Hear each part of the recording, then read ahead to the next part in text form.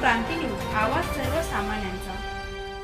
माहूर शहरातील वार्ड क्रमांक 4 मधील विविध समस्यांकडे नगरपंचायतचे दुर्लक्ष, नागरिक त्रस्त।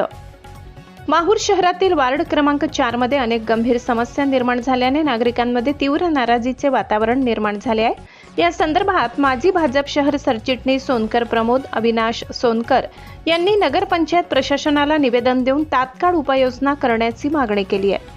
निवेदनात नमूद केल्यानुसार पौराणिक महत्त्व असलेल्या भानुतीर्थ तलाव परिसरात काही दिवसांपूर्वी सौंदर्यीकरणाचे काम सुरू करण्यात आले होते, मात्र काम अर्धवट अवस्थेत बंद पडल्याने तलाव परिसरात मातीचे ढिगारे काढून जागा खुली झाली असून नागरिकांच्या सुरक्षिततेचा प्रश्न निर्माण झालाय।